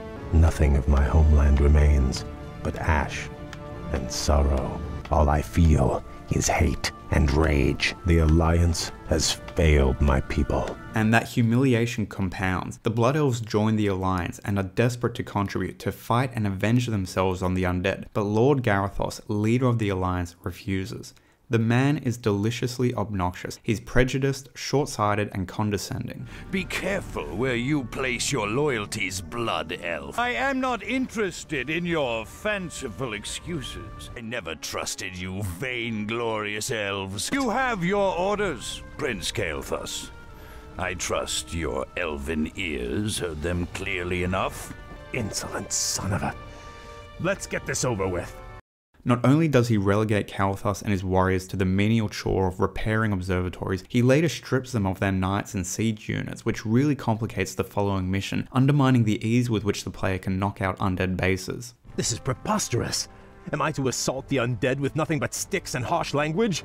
Worst of all, Garithos punishes any Blood Elf initiative to strengthen the alliance. Lady Vash and her Naga warriors appear and initially offer ships as a friendly gesture, and later actively partake in combat with Kael'thas and his warriors when they are in desperate need of allies. But where a reasonable person would see results, Garithos sees an excuse to alleged treason, and as the Naga slowly slink away, he arrests Kael'thas and his Blood Elf kin, condemning them, presumably thousands, to death. Now I have all the proof I need to execute every traitorous one of you. Please, my lord, spare my men. It was my decision to— Save your breath. Ultimately, Lady Vash is the reason for the survival of the Blood Elves. For the third time, she appears to lend aid to these unlikely allies. She also provides Kael and his people direction. It's not just that the Blood Elves don't fit in with the Alliance, they won't fit in anywhere. They're addicted to magic, she explains, and with Quel'Thalas destroyed, that urge will eat away at their souls, consuming them. A path forward, one that would equally benefit the Naga, is for their two people to migrate to another planet and find Illidan. Only Illidan will accept their people, know how to treat their illness, and help build a new future. Kael has nothing to lose. He accepts. In what is my favorite dungeon crawl of Warcraft III, Kael and Vash sneak through the Dalaran ruins, now the makeshift jail of the Alliance, freeing the Blood Elf lieutenants, sniping human guards before they can sound the alarm, slaying the restless spirits of Antonidas and the other Magi executed by Arthas all those months ago. Kael shines as a hero here. As a child, I always maxed out his Flame Strike because it's fiery and a powerful AoE, but Kael really excels as a utility support, banishing units to remove them from the field, thinning the enemy forces so his warriors can cut them down faster, siphoning the mana from opposing spellcasters and spitting them into his own units. Finally, the elves clear the prison, execute the jailer, and prepare to leave the planet. Thankfully, they're in Dalaran, and remnants of old sorcery can still sustain a portal to Outland, the shattered world of Draenor players would have visited in Warcraft II. While the player can experience the Blood Elf evacuation in an optional tower defense level, holding off Garithos as the Alliance makes a last-ditch effort to exterminate the elves, it does little to progress the story. What matters is that Kael, Lady Vash, and their combined peoples dash through the portal and leave behind the world of men, departing Garithos and all his cruelty in exchange for a barren, hostile world. A favorable exchange, if it means finding hope. Kael and Vash march their forces for days through this hostile world, just in time to encounter Maev's Night Elf forces. There, Illidan lies chained in that cage. The Night Elves must be taking him to their stronghold. Incredibly, the Warden succeeded in her quest. She and her forces captured Illidan and are making preparations to deal with him for good. Again, this is something I adore about Warcraft III, that the key character stories continue and even escalate after their respective campaign ends. Maiev and her soldiers tracked down Illidan, fought him, defeated him, and trapped him, and we never see those significant moments. Instead, the player sees the aftermath, where Kael and Vash need to save him from the Warden's clutches. The level has the formative threads of a MOBA. Playing only as Kael, Vash, and a few mercenary hires, the Blood Elf and Naga soldiers spawn automatically and file down a corridor to batter against the comparable Night Elf troops. Maiev appears, blinking around, flashing knives, a terrifying level 10 opponent. Blood Elves and Naga. Your bastard races are an affront to everything the Night Elves stand for. The Frozen Throne expansion excels at this, having the core characters come into conflict, where the player has seen both sides of the journey, has leveled up and strengthened each hero, now having that hero weaponized against them. The very best example of this will occur in the final level of the expansion. Once Illidan is free, Kael is quick to push Illidan for a cure to his people's addiction. I share the pain of your addiction, your hunger for magic. Can you help us, Lord Illidan? Can you cure us? There is no cure, young one, but there are ways to feed the hunger. Follow me and I will grant your people more magic than they can imagine. It's a painful truth, but not a desolate one. While Illidan can't cure the Blood Elves outright, he can lead them to rich sources of magic, demons and other creatures, and places where they can siphon magic to fill their endless gnawing void. It's a treatment, a chance, and Kael seizes it, pledging himself and his people to Illidan's cause. Illidan appoints Kael as a lieutenant and finally gives him and the audience insight into what the heck has been going on all game. The player learns, finally, that Illidan was visited by Kil'jaeden, a powerful demon lord, essentially a Red destroyed Archimonde. Kil'jaeden recruited Illidan partly as punishment for his work against the Burning Legion, in that he killed Tychondrius, a key lieutenant, and tasks him with destroying the Lich King. While Kil'jaeden created the Lich King with the purpose of unleashing death and chaos on Azeroth, the Lich King has finally flexed its free will and divorced itself from the Burning Legion, and Kil'jaeden now wants his powerful pet destroyed. The Lich King going rogue is hardly surprising. Why should it follow a force possibly weaker than itself? The demons are gone and it remains, so why not rule over undeath as it sees fit? But as the player knows, because the player saw to it, Illidan's plan to melt Northrend was foiled and the Lich King still lives. So having escaped to Outland, Illidan has shifted his goal. He will hide from Kil'jaeden on this broken planet and make a new life for himself. But why live a miserable existence on this backwater world? Illidan's goal is to hide, yes, but if he can eliminate a few of Kil'jaeden's agents posted on this planet, he could conquer it. If he has to live in a pigsty, he might as well be King of the Mud. But that means he has to defeat Magtheridon, the standing ruler. The 5th mission centers around isolating Magtheridon, cutting off reinforcements by sealing the portals connecting Outland to other worlds, the combined Blood Elf and Naga forces defending Illidan as he works his magic. The final level is a direct assault on Magtheridon at the Black Citadel. We also see clearer the darkness in Kael. As Illidan's lieutenant, he's all in, sending his spellbreakers forward in wave after wave, not the least phase as they're cut down in the initial attack. Already in his eagerness to serve Illidan, he's become more callous, more bloodthirsty, acting out on his deep-seated hatred. Like the previous campaign's finale, this level is a split assault, focusing on the Nagas advance through the canals and the Blood Elf push through the front gate, assisted by Draenei stealth warriors who disable siege batteries. What makes this a superior climax is the lack of economy management. The player is only concerned about microing units and production, charging forward, since resources are generously obtained by plundering the Citadel and commandeering siege equipment throughout the assault. Finally, Blood Elf and Naga link up to confront Magtheridon and his royal guard, and as powerful foe as he is, the Pit Lord can't stand up to 4 level 10 heroes and a max population army. Magtheridon's reaction is quite pitiable. He's shell-shocked by this sudden invasion. He doesn't know who any of these people are, and he questions whether this is some kind of demon lord mind game, a test of his worthiness. Illidan quickly disabuses him of such thoughts.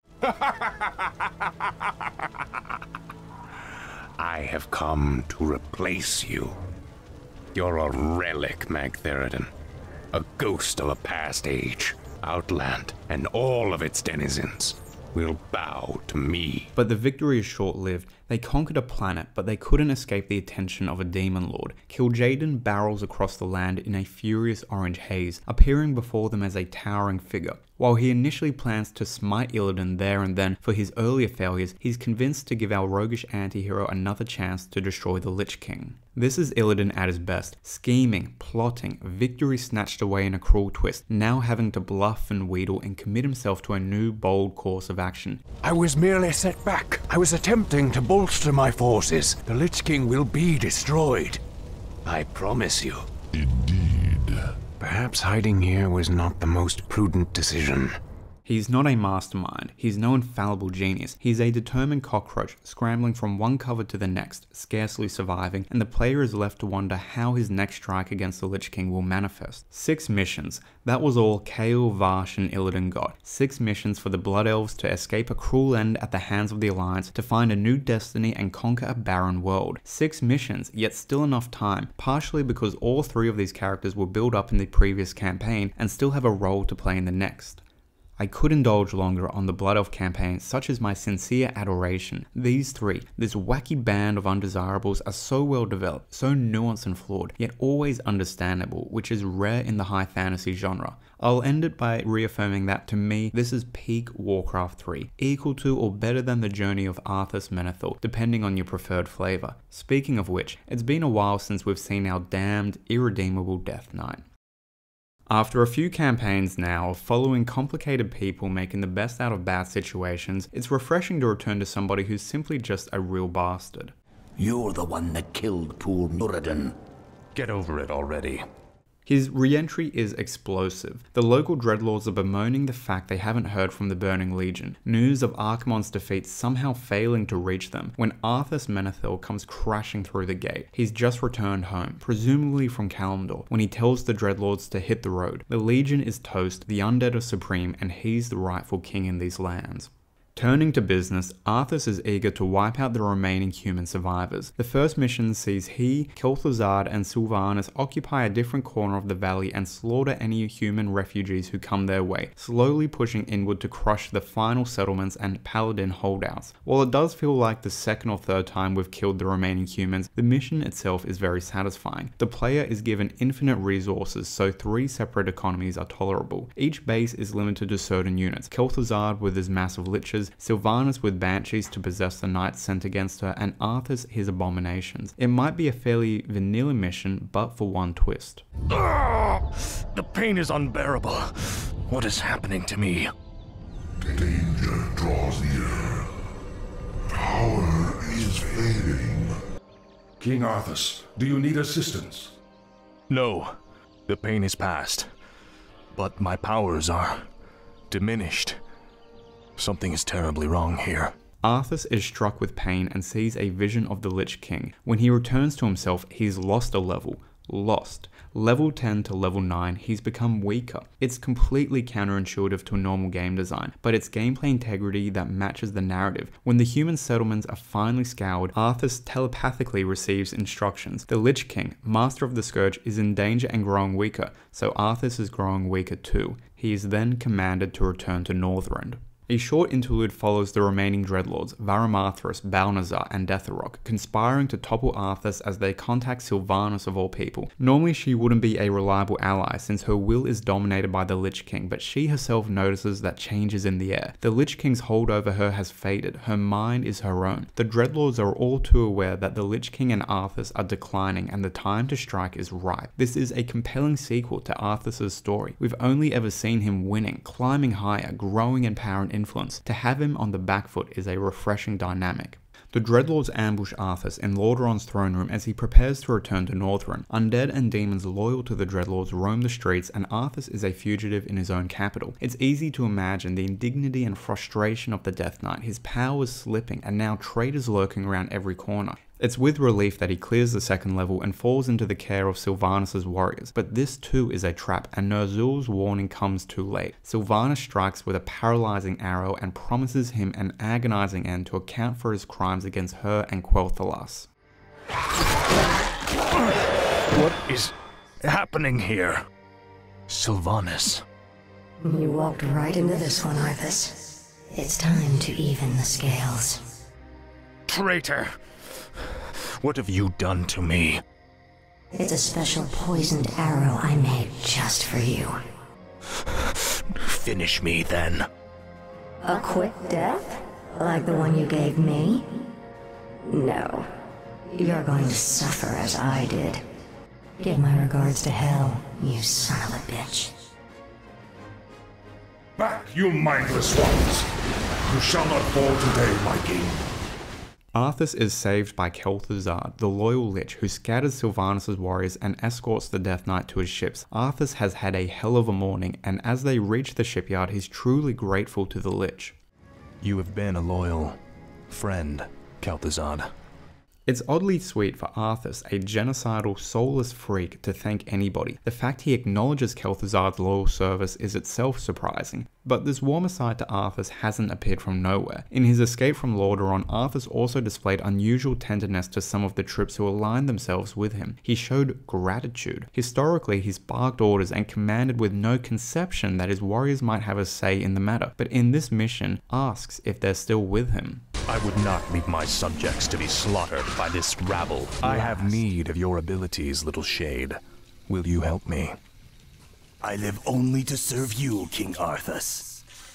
I wonder at these choices. It borders on human expressiveness, but Arthas is still soulless and a Death Knight, so nothing about him has innately changed. Is he using kind words to foster loyalty? Is this a sociopathic tactic, or perhaps born from sincere desperation? Does the waning of the Lich King's power allow a modicum of his old temperament to bloom like a sapling pushing through melted snow? Or, in his vulnerability, does he feel gratitude to the nightmarish creatures that remain loyal to him? It's intriguing, and while it's enjoyable to observe, by the story's end, it won't matter at all. In any event, Arthas sails away and leaves Kel'Thuzad to administer his kingdom, though for us, this is truly farewell to the most loyal of liches. The remaining missions alternate between Arthas and Sylvanas' perspectives, and it's this pacing that's the strongest feature of the final campaign. Structured like a modern film, the Arthas A-plot plods along, building momentum like a snowball until the final explosive conclusion, but it doesn't overstay its welcome and is balanced out by the B-plot injecting sporadic excitement as Sylvanas overthrows the remaining dreadlords and last dregs of human resistance, claiming the former human lands for herself. Usually, an A and B plot meet at a story's close, enriching each other in the final scenes, but here the structure is inverted. Arthas and Sylvanas begin together, as we saw, and split at her betrayal, a schism that never mends as both follow separate paths. It works out to be very satisfying. Sylvanas grows in power and influence as Arthas weakens and flounders, but by the story's end, both win their battles and take their respective thrones. Again, it's like poetry, so if they rhyme, every stanza kind of rhymes with the last one. Hopefully it'll work. It's a fast escalation for Sylvanas. As soon as Arthas hightails for Northrend, she's left alone with her banshees to ponder what the future holds for her now she has free will. Not someone to trade one jailer for another, she promptly rejects Varimathras' offer to serve under his fellow dreadlords, and her first mission begins, and it's peak gameplay. Sylvanas is limited to banshees, but that's all she needs. When Varimathras raids, his troops are possessed and turned against him, but more importantly, the outlying ogres, gnolls, and bandits are all fair game, and all it takes is one banshee to possess a chieftain for the whole tribe to fall under the Banshee Queen's rule. Incredibly, these don't take up any population space, so by the mission's end, Sylvanas is overflowing the Dreadlord's base with effectively the largest army this game will ever permit you to create. It's not even close to a fair fight, and Varimathras is quickly felled and even quicker to pledge loyalty and conspire against the remaining Dreadlords. Any final words, demon? Sylvanas, spare my life, I beg you. I can be of service. I swear it. Just like a demon, you'd sell your brethren out just to save your own skin. I'm listening. For simplicity, we'll firstly complete the whole of Sylvanas' story. She and Varimathras turn their attention to eliminating the final Dreadlords. First comes Deathrok, but his defenses are bolstered by the final human holdout strengthening his forces. Garithos, old grumpy racist Garithos is back, having since fallen under the mind control of the Dreadlord, and Sylvanas again puts her banshees to good use to open the gates and sneak into the enemy stronghold. While Varimathras might have his reservations, he's entirely thrown his lot in with Sylvanas and holds nothing back against his brother. Sylvanas has greater strength than you know, brother. I'll take my chances with her. After Deathrok is defeated, Garithos returns to his senses. A true Big Tent unifier, Sylvanas has the audacity to invite Garithos to join in an attack on Balnazar, ending the Nathrazim threat to Lordran. Shockingly, Garithos, who previously sentenced Kael and all the elves to death for consorting with the fairly neutral Naga, Garithos, whose catchphrase is "We humans need to stick together," accepts. Garithos allies with the very beings who destroyed everything with the expectation that once this is over, the territories will be handed back. The beauty of this is that only the player is aware of the painful hypocrisy. Charitably, he could be a changed man, seeing the good in all things after suffering under mind control, but realistically he's the same as most bigots. He'll hold his nose if it'll earn him an advantage. Sylvanas' final mission is to assault Lordaeron itself. The capital is infested with undead, restless spirits, demons, and all sorts of nightmares. It's a two-pronged assault, Garithos in the eastern base playing as a powerful hybrid between a paladin and mountain king. Balnazar eventually crumbles beneath the combined weight of the armies. Varimathras hesitantly complies with an order to strike down his sibling, and all that's left is Lord Garithos. There, your business is done. Now I want you wretched animals out of my city before I... Kill him, too. Gladly. It's unlikely Garithos would have survived even if he hadn't spoken so contemptuously towards his allies. There's an admirable acceptance in his final moment. He doesn't run but readies himself for a doomed fight, though he falls quickly all the same and becomes a meal to the closest ghouls. Sylvanas takes Lordaeron, carving out her own slice of the fallen kingdom. She'll rule, Balnazar out of sight, and crush anything living or dead that'll oppose them. It's simple and fun, and feels like a deserved win after all she's suffered. Returning to Arthas, his journey comes with a few surprises. As the Death Knight lands in Northrend, he's taken aback to see elves patrolling the sky, which is when a freaky beetle boy unburrows from the soil to lend aid. Anubarak, a loyal servant to the Lich King who becomes the second playable hero in Arthas's quest. He essentially fills the void left by Kel'Thuzad as the loyal straight guy, a character who explains the strange undead lore of the world and offers practical workarounds as they encounter roadblocks. A small detail I enjoy, mainly for how silly it is the genuine tenderness and concern this beetle shows whenever Arthas is in danger. Are you well, Death Knight? My powers are weakening, but I'll be alright. Just as Arthas is talking smack about the elves, he's surprised when Kael'thas appears before him to gloat. This shock doubles when Arthas learns that Illidan's Stormrage is leading a force of Blood Elves and Naga against the Frozen Throne. Arthas' surprise is understandable. He last encountered and briefly spied Illidan months ago in Kalimdor. He has none of the context we do for these developments. A first-time player would be interested to learn here that Arthas and Kael do in fact know each other, and Kael hints at a deeper history between the two of them. Consider this payment for Quel'Thalas and other insults. Are you still upset that I stole Jaina from you, Kael? You've taken everything I've ever cared for, Arthas. Vengeance is all I have left. No doubt this is developed more in supplementary material, novels, WoW itself. To the player, it's a little random, that Kael was in love with Jaina, that Arthas actually had a fulsome romance with her, but it's a useful detail because it allows Arthas to twist the knife a little deeper. It's another slight against Kael when the man has only known humiliation and loss. The next mission is a 3-stage dungeon crawl. Anubarak leads Arthas into the cursed bowels of the earth in a shortcut to reach the Lich King before Illidan's forces can destroy it.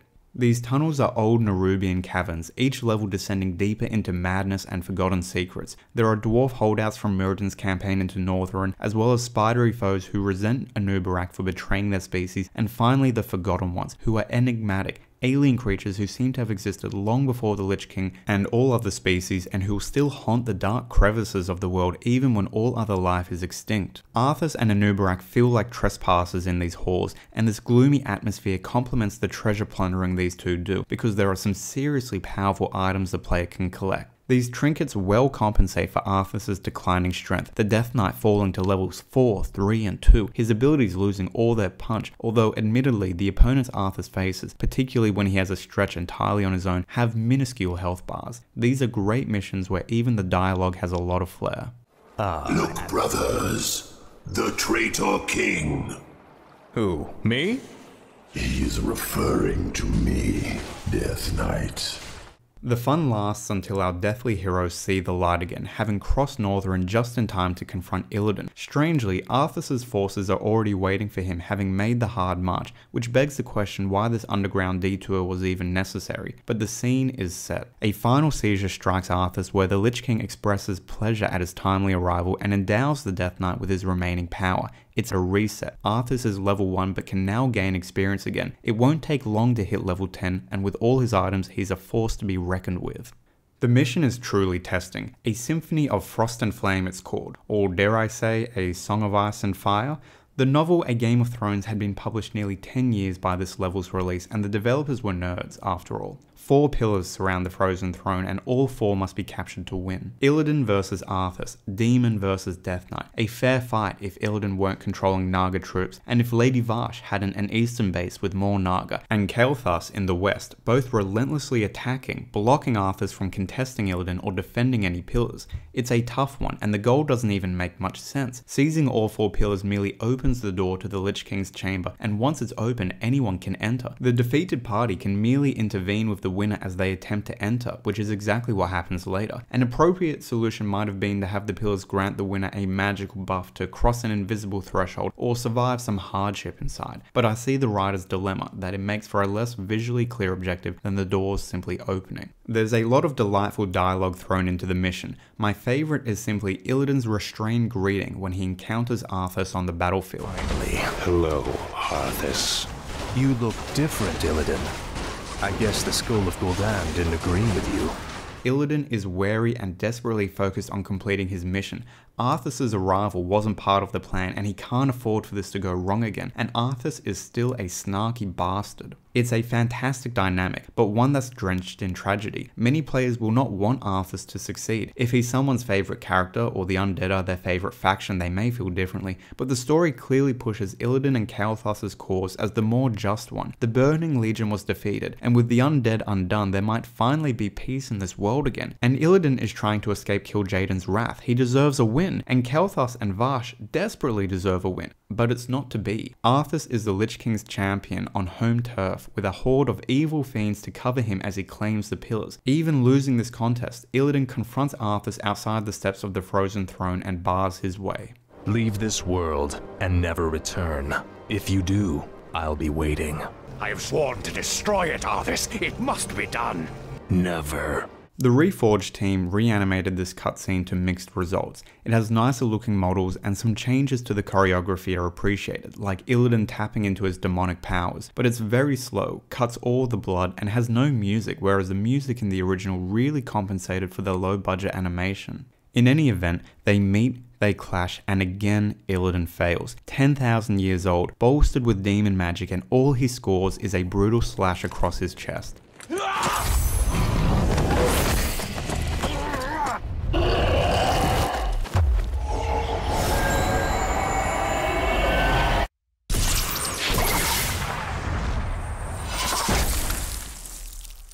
His defeat makes sense to me, however. The Lich King gave Arthas everything, all his power, and Arthas has all the momentum and confidence going into the fight. On an average day, 9 times out of 10, you could place money on Illidan taking this fight, but this isn't an ordinary day. Not looking back, Arthas marches into the game's final cinematic. He ascends the stairwell and is assailed by memories of his past. Uther's teaching, Uther deserting him, Muradin pleading him to leave Frostmourne well alone, choices, all of these, which led Arthas to this moment. The music swells, and following the Lich King's call, he swings his blade at his master's prison.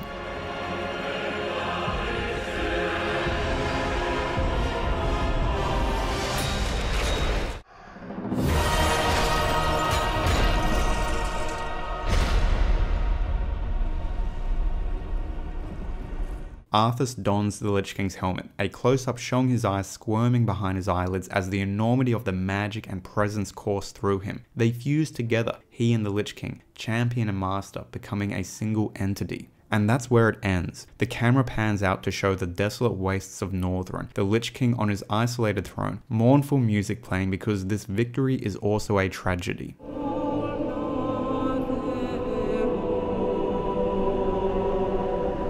In 2003, the player didn't have any answers. Does Arthas exist anymore? Whatever is left of him anyway. Is the Lich King the greater piece of him? Are they something new entirely? The Undead are still countless in Northrend and Lordaeron. Will they now sweep the world? Illidan is dead or dying. Kael'thas and Lady Vash are missing, and the three of them, their magnificent trio who were all oppressed outcasts but joined together to defy fate and save the world, they lost. They were soundly defeated and nobody will even know about the sacrifices they made. That's sad and carries real pathos. This is why Frozen Throne is so evocative. This is why the expansion's core narrative is so supremely superior to the base game. Our characters are in conflict with each other. There are clear winners and losers. There's palpable triumph and despair. This would hold true even if the final 2 campaigns were reversed in order and we played Illidan and slew Arthas on that final plane in the final mission. Even with Arthas as the clear villain, he's still a character we've followed and have a natural attachment to. His loss would have stung,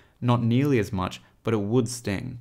But that's it for the Frozen Throne's core storyline. The expansion shook off the comparatively stale concept of a big evil that all the good characters must rally together to defeat and focus on, pitting its best characters instead against each other, and the story just sails, it glides over the horizon. Illidan's journey receives the most attention, the audience at first misled by his villainous facade, then joining him and participating in his grand schemes in the Blood Elf campaign, and finally defeating him for good with Arthas and his undead legions. It's a grim ending, but it's an ending nonetheless, one that stuck with me and many others for over 2 decades. There is of course a final bonus campaign. Many a video has discussed Rexxar's solo adventure to help Thrall gather the Horde and defeat the hyper-aggressive humans of Kul Tiras, replacing the space the Orc faction might have otherwise occupied had they any story to tell that overlapped with Illidan, Arthas and the Lich King.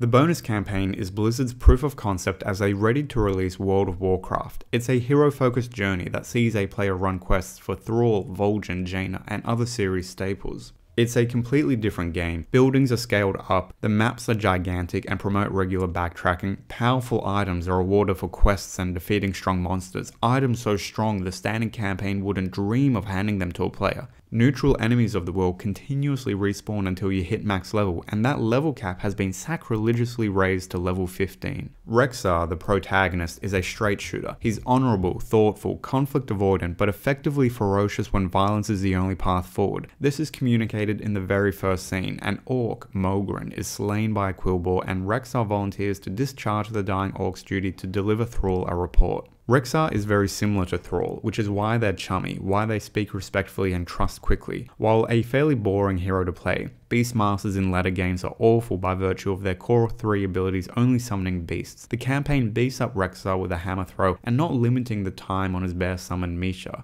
The player obtains other heroes and units to assist throughout the journey, extremely powerful in their combination, which helps since Rexxar is really a meat shield.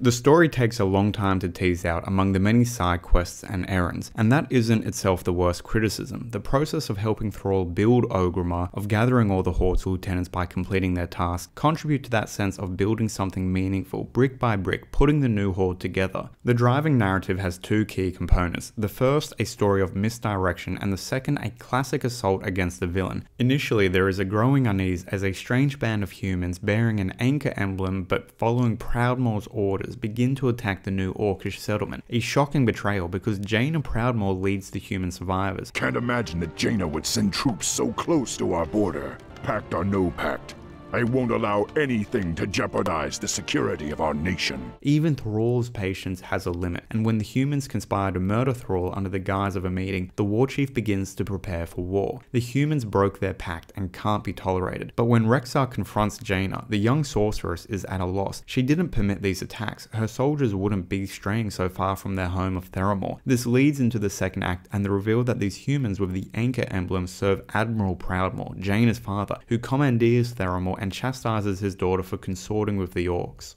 Jaina, bless the stars I found you at last. When I heard that Lordaeron fell, I despaired. But I knew you'd find a way to escape. What is this? An ogre? Father, wait. Father? The Horde is no longer our enemy. The orcs have their own kingdom now. You have always been naive, my daughter. You aren't old enough to remember what these monsters did to our homeland. Admiral Proudmoore's prejudice is one born from experience. He survived the events of the preceding games where the orcs invaded the human world, burned down Stormwind and ravaged the human lands. He's seen the worst of the Horde, knows the brutality they're capable of, and has a founded conviction that there's no allying with a creature who's inherently violent. He's more sympathetic than someone like Garithos because his prejudice is understandable. It's clear he loves his daughter and comrades, but he's traumatized and doesn't want to witness another massacre. Tragically, he hasn't met Thrall or the new Horde and isn't compatible with the changing world. We have no interest in conquest or murder. We have paid for the sins of our forebears in blood. Can your blood atone for genocide, Orc?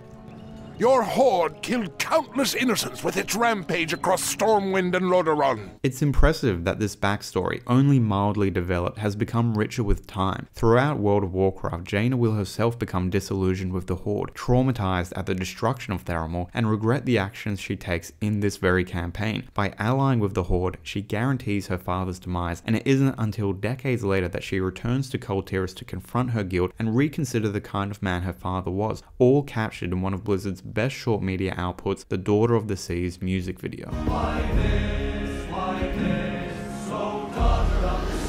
Thrall commands the eventual siege of Theramore, orcish troops swarming into the city as Rexxar and his elite band assassinate Admiral Proudmoore. Father, why wouldn't you listen?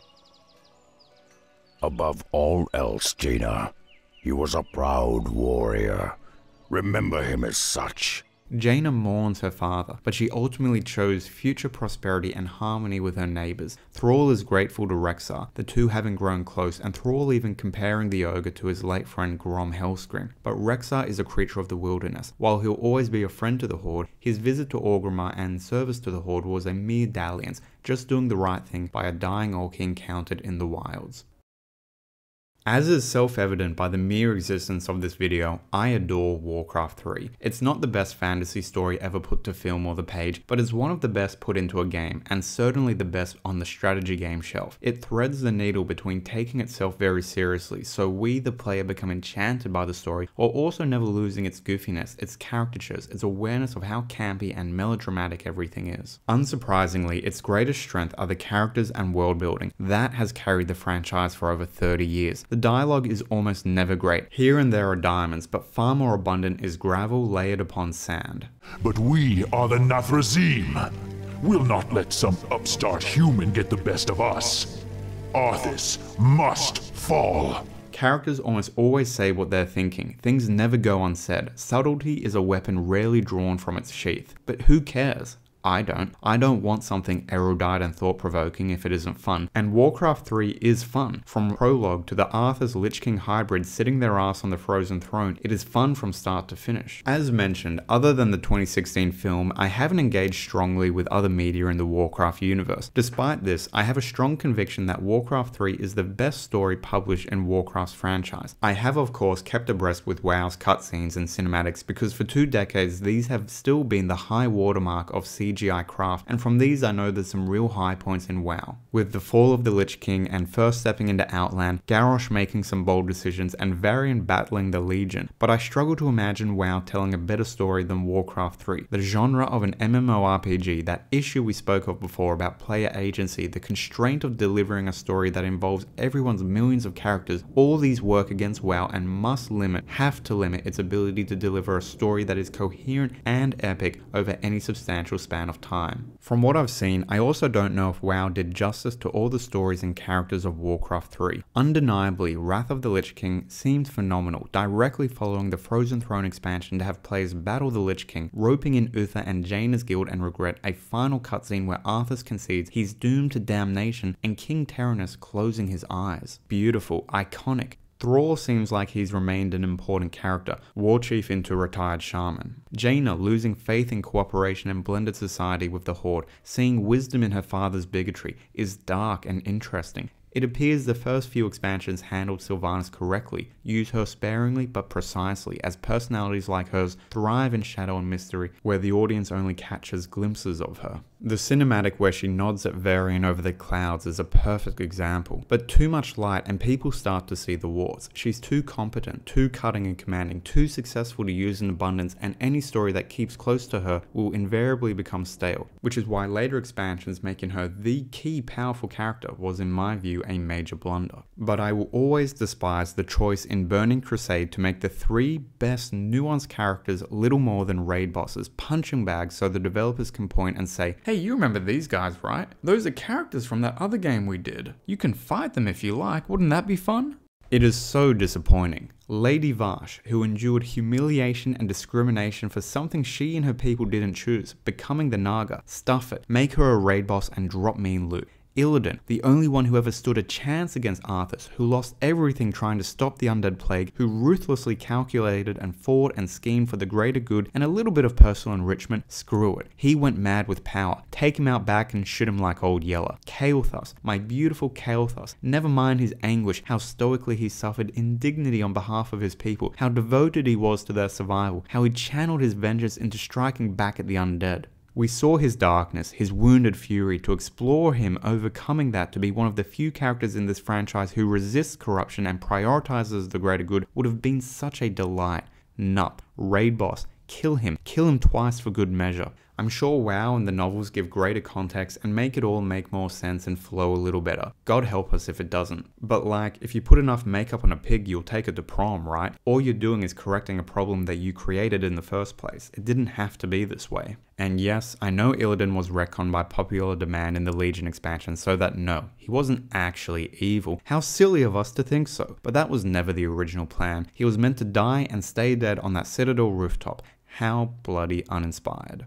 So in summary, I'm not awed by what I've seen of WoW, but I do read all the comments, so you're welcome to correct my interpretation, connect the dots for me, or otherwise explain anything you think deserves more attention in WoW or Warcraft 3. Please do, I will read it. Alright, I've probably spent too long talking about a story that Chris Metzen probably cooked up in one afternoon, but I just really liked it and wanted to share with you why, so I hope you enjoyed.